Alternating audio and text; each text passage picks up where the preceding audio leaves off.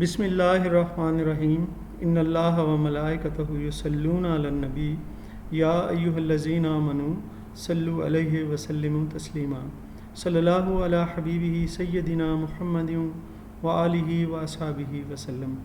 अज़ीज़ तलबा, आज जो हम ऑब्जेक्टिव पेपर करने जा रहे हैं वो भी 2019 का ऑब्जेक्टिव पेपर है फैसलाबाद बोर्ड का, लेकिन ये उसका ग्रुप 2 जो है उसका पेपर है।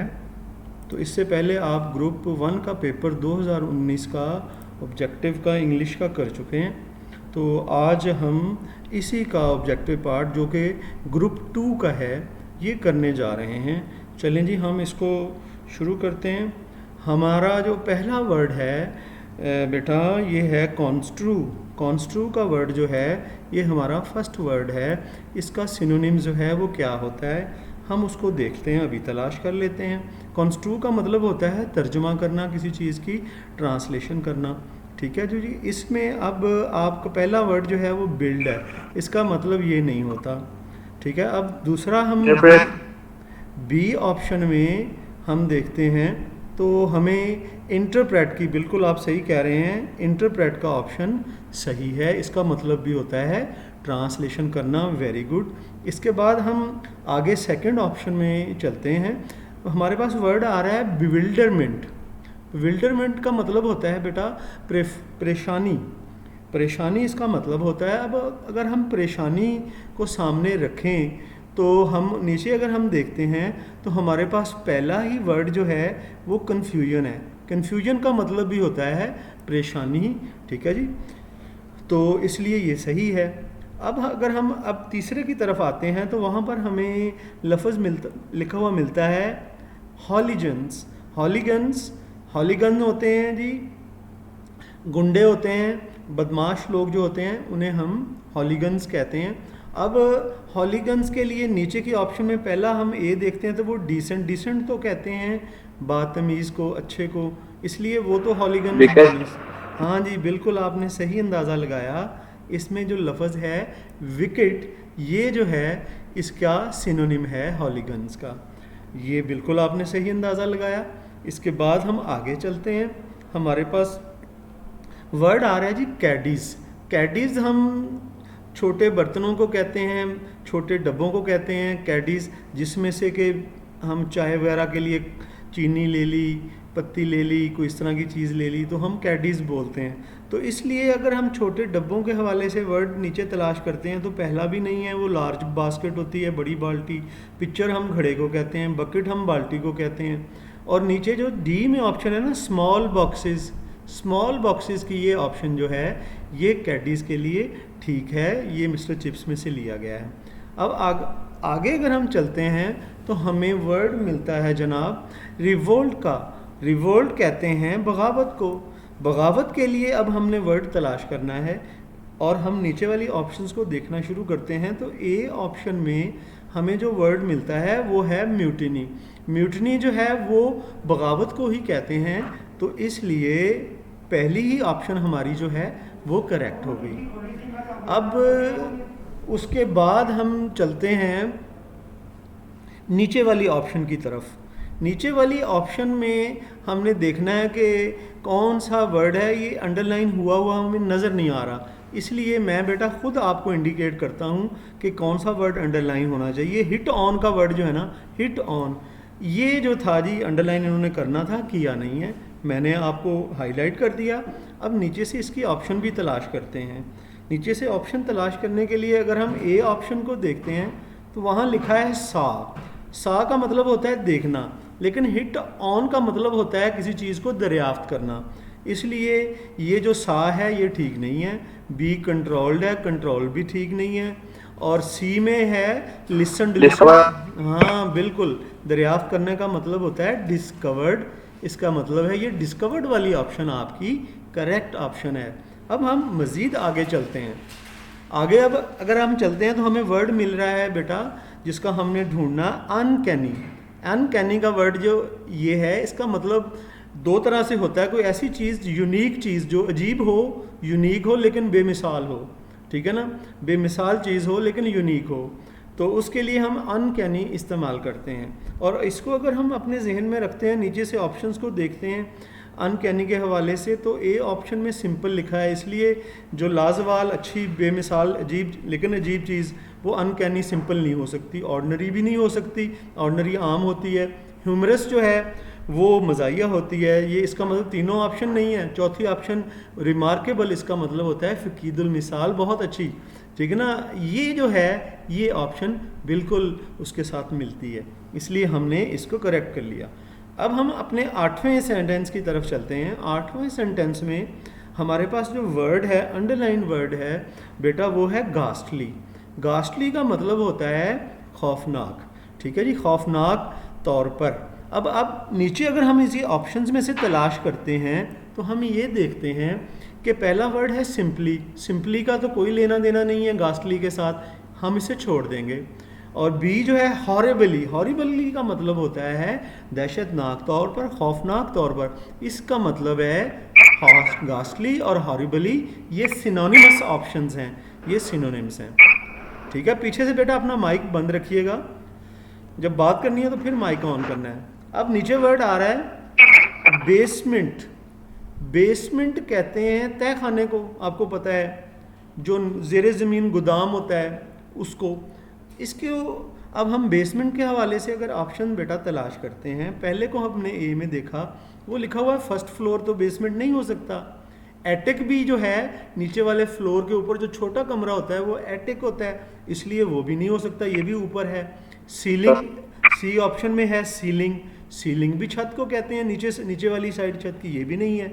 इसका मतलब डी ऑप्शन में है सेलर। सेलर का मतलब होता है तहखाना, ज़ेरे ज़मीन, गोदाम वगैरह को हम सेलर बोलते हैं। इसका मतलब ये ऑप्शन जो बेसमेंट के हवाले से है वो ये ऑप्शन ठीक है। अब आगे चलते हैं हम 10वें वर्ड की तरफ। 10वें सेंटेंस में जो वर्ड है इसमें स्पेयरिंगली का वर्ड हम देख रहे हैं। स्पेयरिंगली, स्पेयरिंगली का मतलब होता है कफ़ायत शारी के साथ, थोड़ा थोड़ा करके, जो चीज़ थोड़ा थोड़ा करके बचत करके इस्तेमाल करते हैं उसको हमने ढूंढना है। तो उसमें ए ऑप्शन अगर हम देखते हैं लेविशली, लेविशली का मतलब होता है शाह खर्ची करना, ऐशो इशरत के साथ, ठीक है ना, याशी के साथ, ये नहीं हो सकता। हाँ जी बिल्कुल, आपने सही अंदाज़ा लगाया। ये केयरफुली का वर्ड जो है इसका मतलब होता है एहतियात के साथ, थोड़ा थोड़ा करके, बचत करके, ये ठीक है। अब ये जी 10 ऑप्शंस हमने कर ली स्टूडेंट्स। अब आपने मुझे ये बताना है, आप मेरे साथ मौजूद हैं और सुन रहे हैं? Yes sir. अब हम मज़ीद आगे चलते हैं। Yes sir. हाँ आगे चलते हैं। अब आप अपने माइक्स बंद रखिएगा।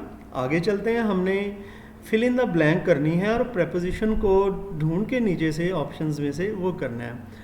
अब जो जी सेटिस्फाइड के साथ बेटा जो होता है ना, किसी से सेटिस्फाई हो, किसी के बारे में मुतमईन हो, तो उसके साथ विद की ऑप्शन लगती है। हमेशा सेटिस्फाइड विद होता है, इसलिए यहाँ पर जो विद की जो प्रेपोजिशन है वो ठीक है। अब नीचे चलते हैं जी। प्रे, प्रे जो है जी दुआ करने को कहते हैं और हम अल्लाह से दुआ करते हैं तो प्रे टू गॉड होता है। प्रे के साथ आप हमेशा टू की प्रेपोजिशन बेटा यूज़ करते हैं, इसलिए मैंने टू को हाईलाइट कर दिया। आगे ही इंट्रोड्यूस्ड हिज फ्रेंड, किसी ने अपने दोस्त का मेरे से तारुफ कराया है तो उसने अपने दोस्त को इंट्रोड्यूस क्या जी लगाएंगे, इंट्रोड्यूस टू होता है। इंट्रोड्यूस के साथ भी टू की प्रेपोजिशन लगती है, जैसे कि प्रे के साथ भी टू की लगी, इंट्रोड्यूस के साथ भी टू। अच्छा जी आगे जी चौथी प्रेपोजिशन जो बेटा है हम देखते हैं डिप्राइव। डिप्राइव, डिप्राइव का मतलब होता है महरूम। हाँ जी, डिप्राइव का मतलब होता है महरूम कर देना, ठीक है ना। Deprive, do not deprive anybody. Deprive के साथ बेटा ऑफ की प्रपोजिशन होती है, फ्रॉम की नहीं। आपने डिप्राइव ऑफ, ठीक है, ऑफ की प्रपोजिशन लगेगी जी बेटा। आगे ही इज अनॉयड, ठीक है ना, अनॉयड डैश हिज फ्रेंड। अनॉय के साथ, अनॉय का मतलब होता है नफरत करना, किसी से बेजार हो जाना। अनॉय के साथ आप किसकी प्रपोजिशन लगाते हैं? अनॉय के साथ आप विद की प्रपोजिशन लगाते हैं, ठीक है ना। He was annoyed with his friend. इस तरह से हम प्रपोजिशन वाला पोर्शन भी बेटा हमने कर लिया। अब हम आगे आते हैं करेक्शन वाले पोर्शन की तरफ। अब जो आगे हमारे पास सेंटेंस बेटा आ रहा है ना, उसमें ये लिखा है the West Indies are a big country, ठीक है ना। इसमें अब करेक्शन वो डिमांड कर रहा है। एक तो बेटा जो वेस्ट इंडीज़ मुख्तलिफ जजीरों पर मिलके बना है, लेकिन मुल्क एक ही है वो, इसलिए वो द वेस्ट इंडीज़ है। जो मुल्क है ना, जो जिस तरह यूनाइटेड स्टेट्स ऑफ अमेरिका है वो द यूएसए है, सिर्फ यूएसए नहीं है। इसी तरह जो यूनाइटेड नेशंस है ना, वो द यूएन है, उसके साथ द लाजमी लगता है। वेस्ट इंडीज़ के साथ भी दा लगना है, और हमारे इस क्वेश्चन के अंदर भी दा लगा हुआ है, लेकिन ये मुल्क एक ही है द वेस्ट इंडीज़। इसलिए हमने यहाँ पे क्या लिखना है, the West Indies is a big country, वो हमने ढूंढना है। इसमें हमें जो सी ऑप्शन है ना, उसमें the West Indies is a big country ये लिखा हुआ है, ये ऑप्शन जो है ये सही है। आगे चलते हैं, मज़ीद हम इसको देखते हैं। हमारे पास कुछ और ऑप्शंस भी हैं। ही इज़ द टॉलेस्ट, ये फॉ लिखा हुआ है, ये फॉ नहीं है, ये ऑफ है, ये ऑफ है, ऑफ द टू। बेटा इसमें देखने की बात ये है कि यहाँ पर सुपरलेटिव डिग्री यूज़ हुई है, थर्ड डिग्री यूज़ हुई है। थर्ड डिग्री जो है वो दो से ज़्यादा चीज़ों के लिए यूज़ होती है, ठीक है। तो यहाँ पर तो दो चीज़ें हैं, इसलिए थर्ड डिग्री नहीं यूज़ होगी। दो चीज़ों में जब आप कंपैरिजन करते हैं तो आप सेकंड डिग्री, जिसे आप कंपैरेटिव डिग्री कहते हैं, वो यूज़ करते हैं। यहाँ पर सेकंड डिग्री आएगी, टॉलर आएगी, ठीक है जी, टॉलर। अब ये देखना है कि दो जुमलों में टॉलर लगा हुआ है, ए में भी और सी में भी। ही इज़, अब इसके साथ दा लगता है जी, दा भी लगता है जब कंपैरिजन करवाते हैं। तो दा किन के साथ लगा हुआ है, सी ऑप्शन में, he is the taller of the two. ये जी, ये इसकी करेक्शन हो गया। अब हम मज़ीद आगे चलते हैं बच्चों। अब she is both wise as well as beautiful. She is both, बेटा जब भी आपने बोथ का इस्तेमाल करना है, बोथ के इस्तेमाल में आपने इस चीज़ का ख्याल रखना है कि बोथ अपने साथ एंड लेता है, एज वेल एज या कोई और नहीं लेता है। अगर बोथ करेंगे ना, दो चीज़ों को आगे मिलाएंगे, एंड के साथ मिलाएंगे, ठीक है ना। अब हमने ये चीज़ देखनी है कि ये बात कहाँ पर लिखी हुई है। ये देखें, she is both wise and beautiful, D option जो है हमारे पास ये सही है, बाकी ऑप्शन जो हैं वो ठीक नहीं है। आगे मज़ीद हम देखते हैं जी। हमारे पास अब सेकंड लास्ट इस पेपर का जुमला आ गया है, इसको भी हम देखते हैं। I and Arshad are social workers. I and Arshad are social, ये गलत है। ये बेटा क्यों गलत है? ये जब भी आप किसी अच्छी चीज़ का जिक्र कर रहे होते हैं बेटा, आपने ये याद रखना है, आई को बाद में, सबसे बाद में आई को लेके जाना है। जब अच्छी चीज़ का जिक्र करना है, आई जो है इखलाकन अपने आप को बाद में रखे। यू पहले होता है, अब यू इसमें है नहीं, आई ने बाद में ही जाना है, ठीक है ना। और जी असद एंड आई, देखें जी, ये एम सोशल वर्कर्स है, Asad and I is social worker है। असद, देखें ये अब असद और आई दोनों मिलके, असद को हमने पहले रख लिया, आई को बाद में, लेकिन ये दो हो गए एंड लग के, इसलिए आर लगेगा। आर किस में लगा? Asad and I R social workers, ये डी ऑप्शन में है, इसलिए हमारी डी ऑप्शन जो है ये करेक्ट है। आगे जी लास्ट सेंटेंस आज के इस पेपर का, she said that she is ill. ये सेंटेंस बहुत आता है जी, हर पेपर में ही एक होता है। इसमें एक साइड जो है सेंटेंस की वो पास्ट में होती है। अगर पास्ट में किसी चीज़ का जिक्र हो रहा है तो अगला सेंटेंस का हिस्सा भी पास्ट में ही होना चाहिए। देखें ना, यहाँ पर अगले वाले हिस्से में शी इज़ इल लिखा हुआ है। जब इनडायरेक्ट स्पीच होती है, जब डायरेक्ट स्पीच होती है फिर आप कोई सा भी टेंस लगा सकते हैं। ये जब दैट लग जाता है ना, ये इनडायरेक्ट स्पीच बन जाती है। पहला हिस्सा पास्ट में है तो अगला भी पास्ट में आएगा, अनलेस, जब तक के अगले में कोई यूनिवर्सल ट्रूथ ना हो, कायनाती सच्चाई ना हो। कायनाती सच्चाई के लिए सारे ज़माने ख़त्म हो जाते हैं, वो सारे ज़मानों में एक ही होती है। और शी इज़ इल कायनाती सच्चाई नहीं है, इसलिए पीछे पास्ट है, तो फिर she that she was ill होना चाहिए। ठीक है, तो हमने कहाँ से शी वाज इल ऑप्शन में से ट्राई देखना है जी। जब हम देखते हैं तो हमें पहले ही ऑप्शन में she said that she was ill पहले ही ऑप्शन में मिल जाता है। तो ये जुमला जो पहली ऑप्शन में है ये बेटा करेक्ट है। तो इस तरह से स्टूडेंट्स हमने अपना 2019 का जो लास्ट टाइम में फैसलाबाद बोर्ड के सेकंड ग्रुप में जो पेपर आया है उसे हमने सॉल्व कर लिया है।